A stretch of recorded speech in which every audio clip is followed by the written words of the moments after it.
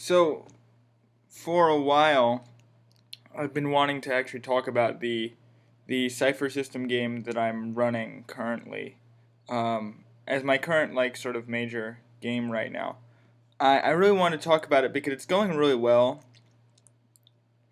and I really was excited to sort of talk about the Cypher System because it's brand new, and people are talking about it. And it's one of my favorite systems, if not at least my second favorite, or maybe even first favorite, depending on the context. Because for me, it's definitely my favorite system that is more or less not abstract. Like Fate is probably my favorite system, but then you have Cypher, which is okay, a little bit more grounded and less about everything being super abstract and story gamey. You know, not like that's a bad thing, but I have had players in my group who are very uncomfortable with everything being so abstract. So for me, Cypher is the best sort of grounded game that I've come across that still has story game elements in it because it's not focused on combat. It's focused on discovery and exploration and etc. So anyway, um, and the customizability that they added in the new core rulebook is just incredible because they've added so many more options for players, which is where I'm going with this. So I want to sort of go over the world that we set up together, sort of as because this was based on a lot of ideas from the players in general, and I took a few ideas from my friends and all these things. So we're starting out with this world. Essentially, the idea is that it's a the entire planet is essentially like a gigantic forest. So if you can imagine a forest world, and then essentially there's a river that runs like a ring all the way along the world. So cutting if you cut it in half, it's sort of like an Oreo. You have the river in the middle, and then the forests on either side, and there are mountains. But there's no sort of desert area because the entire world is completely forested, and there's no area where there's no. It's very abundant, um, and there's no sort of area where it's very cold. And what we came up with was that there's this gigantic star, like this. It's not like the sun. It's sort of almost like a white dwarf in the sense that it's like this big shining white star. And essentially, what it does is it might be magic. It might be some kind of magical star or something like that. Because this is a very high mana world, high fantasy world, which I'll get into when I talk about the magic. But essentially, this star, essentially, it supercharges the photosynthesis and basically allows all of these plants and forests to grow around the entire planet.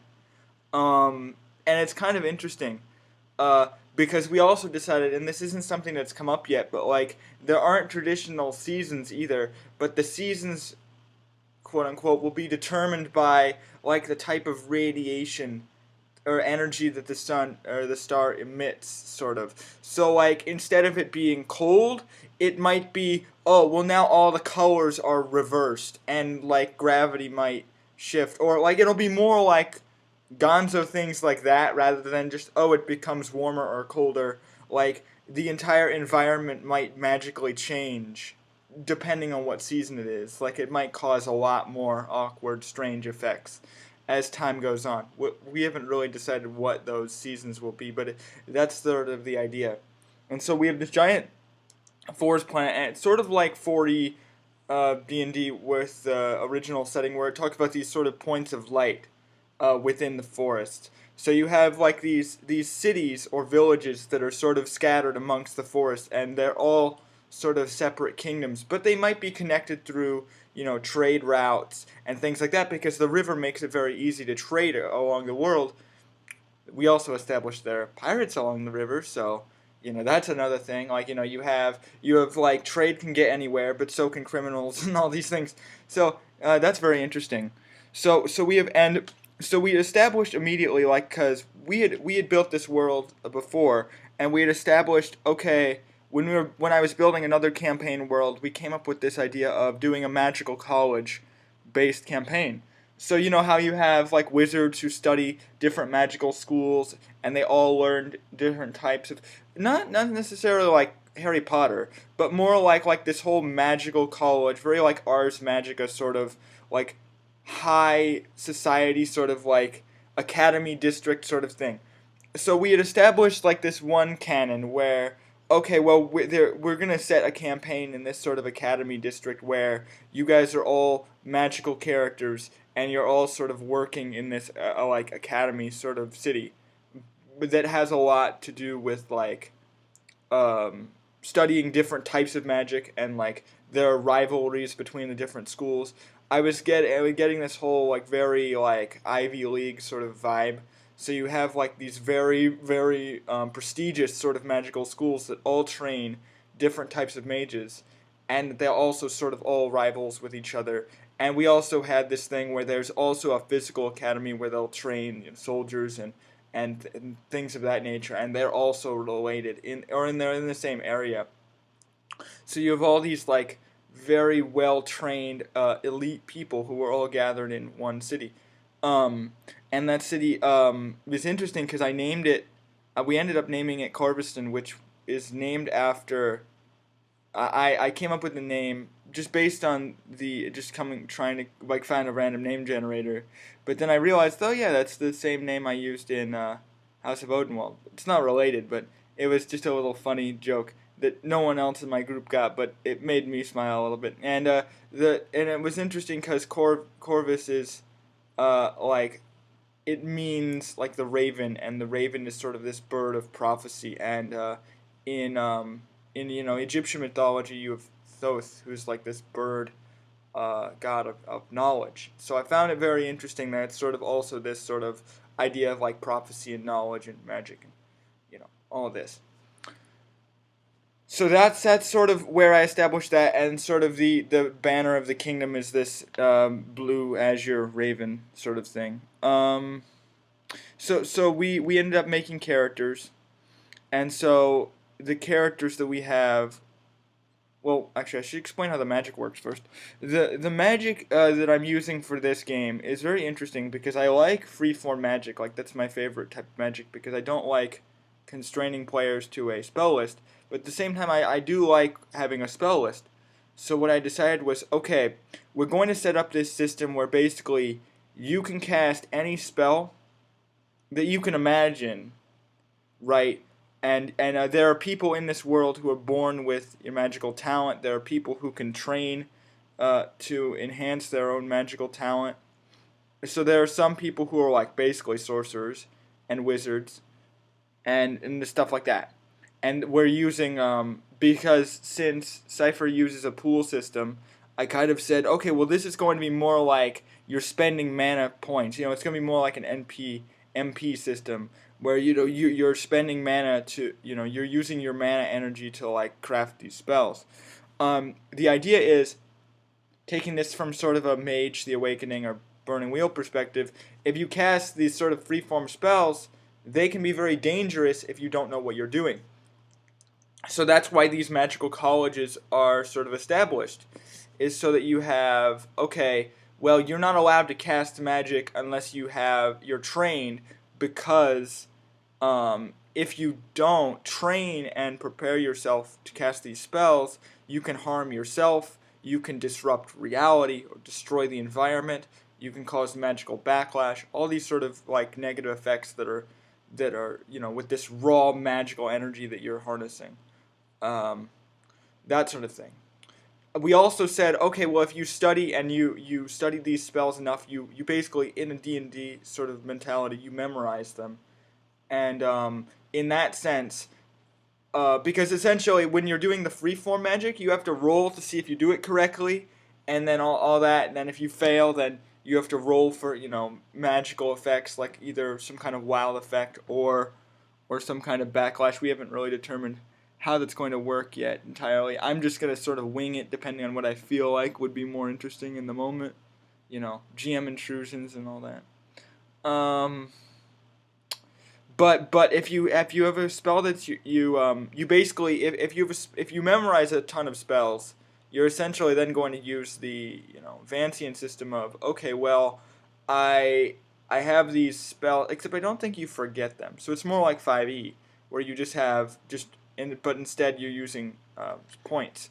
So like, okay, I have these spells that I memorized. You can only prepare a certain number of them if you memorize spells at all. But you don't necessarily need to. You could just do. I want to make a fireball out of thin air and then just throw it at. You could do that. It's very challenging because doing something like a fireball would be like a difficulty, 5 or 6, which would you have to roll a 15 or 15 or 18 or higher. Can you do that? No. Well, if you don't, and you don't spend effort, you don't focus, you don't concentrate really hard on this, and you also have to spend mana to do it too. So you can't do this forever, this sort of thing. So maybe you try to make a fireball that costs you like 5 mana or something, and then you try and throw it and you fail and you end up blowing yourself and your whole party up.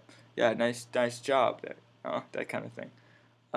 Or you could just say, well, I want to practice and train this fireball. Now I make it this sort of small little fire blast that I'm going to throw, and it uses less mana, and it's more focused, and it doesn't cause any danger, because you don't need to roll if your spell is, like, practiced and memorized and all that. So it's just spend your mana. It works. You have to beat their defense, but as long as, you do that, you're good. This sort of thing. It's a lot less risky than like having these like wild spells, basically. Improvised spells. But I wanted to have that system in there, and it's very easy to set difficulties because a lot of these freeform systems have like a difficulty ranking, and so does Cypher. So it's really easy for me to key it up to like, okay, well, if this spell is this powerful, then you need to beat this difficulty to be able to control it and all that. And then you still have to spend energy to sort of get it to work, and it usually will cost more if you're doing it improvised. Anyway, so that's how the magic system works, and we also separated into my friend Carl, who's playing in the campaign. He came up with this idea of doing, for another campaign that we didn't end up playing, like a sort of Final Fantasy-esque system where you have black mages, red mages, and then white mages, sort of thing. And so then, but in between those three classifications, you would have sub-classifications. So you would have like black mage, necromancer, battle wizard, or pyromancer, what's the word, electromancer, all these different elementals. And then white mage, you'd have sort of healing, divination, all these other things. So we had subclassific. We had these like three major like types, and then the subclassifications within each one.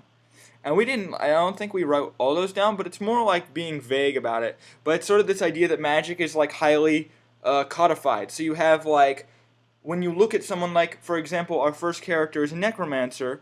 Even though there's freeform magic, it's very specific what he's able to do. So it's not all completely freeform. It's like, okay, well, you are a black mage, and he is a necromancer. So he's like, okay, you are a necromancer. You are specialized in necromancy. You could do other things, but it's going to be very difficult if they aren't necromantic spells. And being a necromancer, being specialized, you get special abilities and spells that other non-specialized mages wouldn't get, sort of thing. So the first character is named Deus. He is a necromancer. One of the interesting things is that in his backstory, basically, because this is all stuff that we've developed over time, is sort of that he's the son of a priest who essentially was born with this magical talent, so he's the equivalent of like a sorcerer.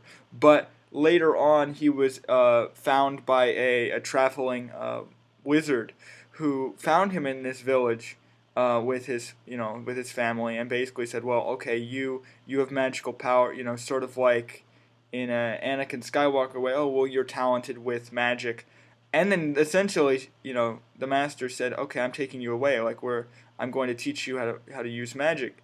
because you have a gift, and then immediately his family is like, what, huh, what do you mean, what gift? And then essentially what it boils down to is that he was taken away from his family by this master, and then taken to this the Academy City, and was trained in necromancy. His master eventually left him, and now he is searching for his master, because essentially it was one of these things where she was telling him, oh, well, you're not ready yet. When you're ready to finish your training, come see me, because you're obviously not ready. So he works his way through the magical college sort of system, studies for several years, and now he's a fully trained, basically, necromancer.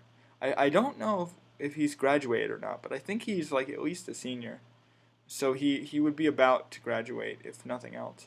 He's he's pretty much done with his studies, if nothing else. So he's this fully trained necromancer now. And so now his goal, and he actually received a familiar of his master who's following him around now. He's trying to find his master, who who sort of abandoned him, but he knows that she's out there somewhere, so he's looking for her.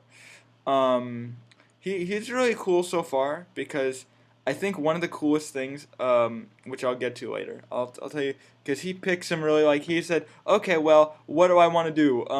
Okay, well, I want to be sort of this crafty guy. He picked, I think, as his descriptor was calm. So it's interesting, because like in this world, like a lot of people imagine these necromancers as being like, I am pure evil. And to be fair, it's like this thing where the necromancy school that he went to was actually specifically trained to teach necromancers to do not horrible evil things, but to do more tame, not do things that be considered like horrifyingly bad. But they're trained specifically for like more passive necromantic stuff and medical training and all these things. So it's not necessarily like, if you knew where he was, then you'd be like, oh yeah, you trained there. Well, I guess they wouldn't train you to do something evil necessarily. But like they could, like the idea is necromancy. You can use it to either help people or raise the dead and do terrible and enslave people's minds and all these things and harm people. But a lot of the time, like he was specifically telling me like, oh, I don't want to be this evil character, and I'm like, okay, so you're basically like one of these enlightened sort of good necromancers, which is reasonable. I've seen that archetype played fairly well before, so I was like, okay, so you're this good necromancer, cool.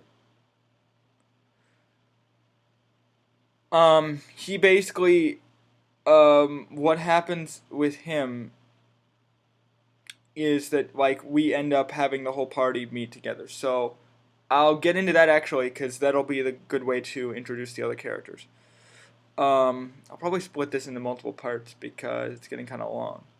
So I'm going to make another part where I start talking about the other characters in the group, including the rest of the party, and talk about how they all sort of met together.